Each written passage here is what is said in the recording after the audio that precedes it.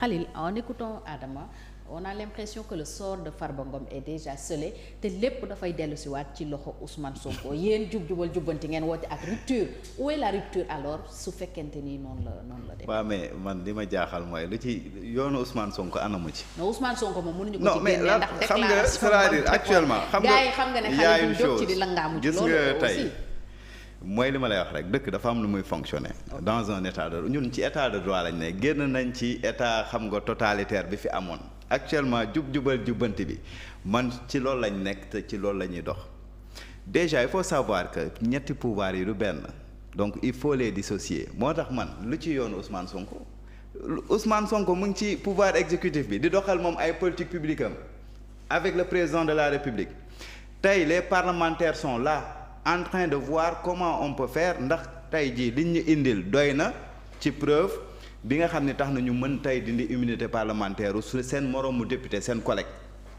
man donc je pense que foofu tey jii am na indépendance justice bi aussi noonu la nekkee beneen côté di def liggéeyam donc man pour man Ousmane Sonko yoonam nekkul ci loolu maintenant quant à ces déclarations politiques man à chaque fois dama koy wax lan moo tax mu war a waxee nen am na yenn façon wax fu ñu ko mën di dégg dañ koy condamner mais parce que tout simplement dañ fi dégg jamono yi Macky Sall régime ba fi nekkoon di am yenn comportement yu ñu daan am par rapport ak ñenn ñi xëy na déclaration bi loolu la mais jubluwu ci maanaam indi ay féewale entre waaso moom bañ na ba politique am da ko daan wax à chaque fois bu daan dem Casamance boo ko dégloo bu baax da leen naan politique du mbirum waasoo même bu fekkee ni man waa Casamance la ñun Sénégal la ñu ñor donc ñëwuñu pour liggéeyal Casamance kese donc il faut aussi éviter di am yenn discours yoo xam ne ni dañ koy prôner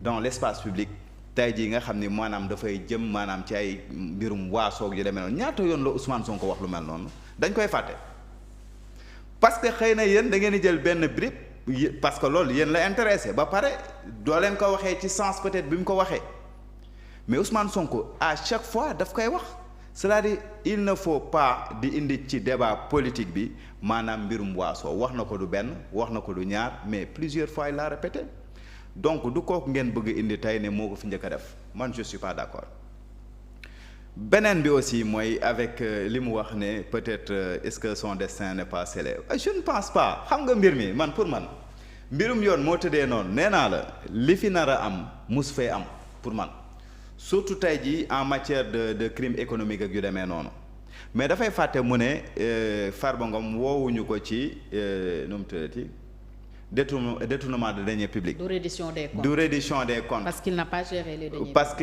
mais attends c'est-à-dire est-ce que le parquet financier dañ ko fi teg tout simplement pour ñi gérer woon. peut-être ay fonds reddition des comptes. non déedéet dama lay leeral rek mais reddition des comptes cela veut dire. C'est toi qui as utilisé ce concept. waaw non mais kan moo ko woo aussi même dans le cas de la reddition des comptes bu ñu fàtte dara c'est-à-dire même bu fekkee yorewul ay fonds dénkuñu ko ay nombal tànk mais tey trafic d'influence daf ci am corruption daf ci am. Ah oui. Ah mais bien sûr dans les compétences du pôle financier yooyu yëpp daf ci bokk moo tax ma ne la bokkul ak créé bi nga xamoon ni peut-être domaine de compétence am. dafa yem dafa di nga ma bàyyi de di nga ma bàyyi dama lay relancer waxuñu corruption dans ce qu'ils ont dit. mais waxaguñ dara ba léegi. non si lan la ñu wax ils ont parlé de blanchiment de capitaux. ils ont parlé léegi ngeen ne fi avocat bi ne li presse bi wax non man dama lay wax des faits man. li presse bi wax laa la wax nekkuma ci li presse bi wax wala. li presse bi wax laa la wax de. xam nga kon yow da ngay contredire sa bopp. parce que munoo ñëw ne avocat yi nee nañ xamuñu luñ koy toppee Farba ci boppam xamuñu luñ koy toppee. mais presse bi loo wax loolu ma wax luñ koy toppee. li presse bi wax laa la wax. waa léegi waa boo paree ma wax. acca développé. d'accord léegi ma ne la même bu fekkee ni Farba dañ koy topp nga ne mënuñu ko topp en matière de reddition des comptes ma ne la mën nañ ko topp ci en matière de reddition des comptes. parce que tey mën nañ ko toppee par exemple waxuma loolu lañ koy toppee exemple trafic d'influence mën na nekk. corruption mën na nekk. par rapport ak maanaam ñi nga xam ni dénkoon nañ lay nombal tànk. ci régime bu yàgg bi mais loolu ci li parquet bi visé la bokk. ci li parquet visé la bokk. mais effectivement moom laa lay expliquer ma ne la c'est que parquet bi dafa am 12 maanaam ay prérogatives dañ ko gën a élargir contrairement ak CREI bi fi nekkoon nga xam ne le plus souvent enrichissement illicite rek la doon viser le plus souvent mais bii dafa gën a large gis nga bii même tey ji comment on appelle ça blanchiment de capitaux yi daf ciy bokk même defar xaalis ak genre faux billet daf ciy bokk c'est-à-dire dafa large. infraction yi ba pare infraction yi muy touché je te le rappelle juste oui mooy association de malfaiteurs blanchiment de capitaux escroquerie portant sur des deniers publics. effectivement corruption trafic d'influence abus de biens sociaux. effectivement même ci trafic d'influence boobu rek maanaam pour man nit mën na bañ a yor maanaam nombal tànk ñu mën la cee topp parce que sa influence bi nga amoon par rapport ak njiitum réew bi fi nekkoon mais loolu da ciy joué mu indil la yenn faveur loolu mën na nekk non. donc moo tax ma ne la ci reddition des comptes la bokk. kon pourquoi il ne sait pas. non xawma déggoo li ma yow xamoo. man xawma pourquoi le parquet ne s'est pas autosaisi quand il s'est agi de l'affaire Morgan JP Morgan parce que JP Morgan c'est quelqu'un qui a abusé de son influence, de sa relation avec le Premier ministre pour amener JP Morgan ici. nee naa la yow. Et après, loolu il y a eu commission. non nee naa la gis nga. en matière de commission en matière économique. En matière économique, il faut savoir. Le parquet a parlé de rétrocommission. Dans l'affaire parlée, il a parlé de rétrocommission. dañuy waxtaan rek. chaque jour ngay indi fii affaire de JP xawma Morgan boobu ak yu demee noonu. mais JP Morgan, est-ce que tu sais que même la société civile. dans la mobilisation des ressources intérieures le plus souvent. gis nga le fait que ñuy dem ci marché de l'UEMOA wala ñuy dem def peut-être ay eurobond au niveau peut-être comment on appelle ça au niveau international cela veut dire que dafa am ay procédures yooyu topp donc c'est clair et net. Mais c'est un intermédiaire.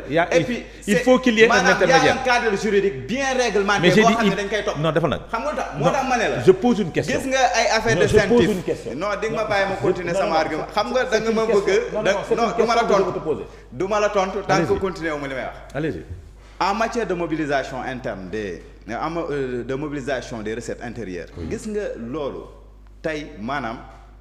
benn li tax CENTIF am solo loolu daf ci bokk parce que dañ ne défi yi gën a am solo mooy les flux financiers illicites yi ciy am loolu day tax maanaam dëkk bi koppar gi mu waroon am koom bi mu waroon mën a dajale ba dugal ko ci budget du ko am parce que gars yi ñu ngi jéem a xool naka lañ ko évacuer peut-être ci ay paradis fiscaux wala naka la ñuy jëlee xaalis boobu noonu di ko yóbbu ci terrorisme ak yu demee noonu moo tax mu am solo beneen bi mooy ma ne la c'est zéro obligation laa ngay wax ngay tudd dama ne la c'est bien réglementé dafa am ay cadre juridique boo xam ne dañ koy topp donc foofu nit mënu fa def loo xam ne ni lu lëndëm la wala bu defoon lu lëndëm it dina leer donc man cadre boobu amul lu ñu fay wax wala lu ñu fay ruumandaat bu fekkee ne nag yéen am ngeen preuve ci li ngeen di wax mais da ngeen koy teg ci table. non c'est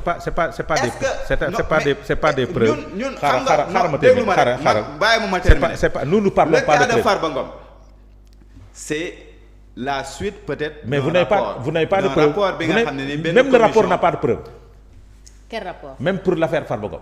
yow dara leeru la ci yow dara xam nga tax leeru la parce que yaa ko wax léegi. ce que je veux dire. yaa ne xamuloo luñ koy doxee. déglu donc yow soo bëggee xam li ci ne ce que je veux dire. non doo yàq sama débat. moi je man léegi soo na baatoo ma posé sama après non je te donnerai la parole. D'accord. Voilà. man non ay question interpellation rek laa koy def. su la neexee man j'ai pas des questions. ma interpeller c'est-à-dire comment peux-tu expliquer que sur les lignes budgétaires de la loi de finances initiale que rubrique commission élevé wu di jóge 500 milliards à 800 et quelques milliards commission laa la wax de commission. commission jógee ci. commission ban rubrique la nekk. ci dama ne commission transfert dafa jóge 500. mais yow quand on parle de dépenses. ay transfert courant yu demee non je ne parle pas de transfert courant je parle de commission. non mais ban commission nga ci gis. wax ma ko j'ai dit wax ma ci ban rubrique la nekk. l'état du Sénégal. wax ma ci ban rubrique on va vérifier tout de suite. dafa nag rek grand xam nga nag. non mais je te dis yow li ngay wax mënta ne. xam nga man waxantuma soo gisee. soo bee loi de finance initiale waxantuma parce que loi de finance man. loi de finance bi dama ko lire xam li ci nekk donc soo ñëwee ne ma am na benn commission. xam nga li ñuy wax et puis mënu cee feeñ xam nga lu tax commission yi muy wax mënu see feeñ parce que les commissions dont il fait tey jii référence mooy peut-être tey soo demee ci marché international pour lever des fonds peut-être foofu la ñuy demee et puis nee naa la c'est bien réglementé foofu lay wax mais loolu mënul apparaître en aucune manière ci loi de finances initiale mënu ci apparaître. ah oui luy apparaître dans la loi de finances mooy tey war nañ def tey ji temps ci emprunt yaa ngi dégg mooy bor yi lañ war a lever ci bor yi dinañ ko lever ji peut-être dans ci marché financier de l'UEMOA bor bi nee nañ dinañ ko lever ji peut-être ci marché international bi mais avec les eurobonds leneen aussi ci mobilisation bi nee nañ dinañ def ay diaspora bond yi nga xam ne ni peut-être yaakaar nañ ci ni maanaam dina gën a tax tey jii ñu gën a mën a am koom donc loolu moo fi ne léegi wan ma foofu fi ngay wax ay commission ak ay xawma dépense parce que boo bëggee dugg ci ay transfert courant non attends je ne parle pas de transfert courant non man li ma lay wax du transfert courant waa léegi génneel état su mobiliser ji ay fonds waaw day am intermédiaire intermédiaire boobu da nga koy jox commission waaw wala déet continuer moo tax comment il s'appelle Birahim Seck avait posé le débat pour dire pour les 450 milliards ils n'ont qu'à nous dire la commission c'est comme ça parce que JP Morgan ne va pas travailler pour rien JP Morgan ne travaille pas pour 0 franc ne mobilise pas des ressources pour le Sénégal pour 0 franc dañuy waxtaan. ça c'est un secret de waaw mais polichinelle. loolu c'est ça. maintenant xam nga Soxna Fall tey dafay mel ni tey dafay mel ni dans le marché des bourses. damay terminer xam nga nu muy demee. damay terminer rek c'est-à-dire non yow daaneelal nga bàyyi ma terminer. je ne voudrais pas qu'on soit dans les polémiques parce que non on n'est pas dans les polémiques parce que man j'ai l'impression que yow da nga comprendre peut-être un peu. j'ai dit waaw allez-y. commission dafa am ci état. lan mooy commission qui mobiliser mais bien sûr qui mobiliser ressources.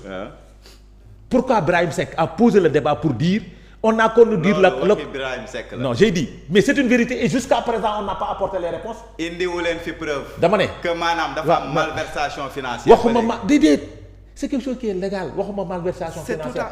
La commission est légale. La commission est légale. man où est le problème. waa dëgg moom lañ toppee Farba. dara leeru la ci parce que yaa fi wax léegi ne kenn xamul lu ñuy toppee Farba donc bul ñëwaat ne ma loolu la ñuy toppee Farba. yow yaa nekk dans le parquet yow est-ce que bokk nga ci parquet financier bi le fameux communiqué est-ce que da nga bokk ci parquet financier bi le communiqué du parquet financier a été très clair et lucide. dama ne est-ce que yow ci nga bokk le communiqué a parlé mais yow yaa fi wax ne ma lan la communiqué bi wax. Le communiqué a parlé de rétrocommission.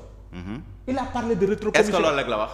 Il a parlé de blanchiment. Est-ce que loolu rek la wax. Il a parlé de lire nga ko est-ce que loolu kese la wax. Il a parlé de blanchiment. Mais dans quelles conditions est-ce que tey jii Farba Ngom tey jii am na tey jii les prérogatives qu'il faut tey jii mën a dem ci benn marché ba war cee mën a am ay commission problème bi foofu la ne. mais Farba su la jaayalee sa suuf dañ ko jox sa commission.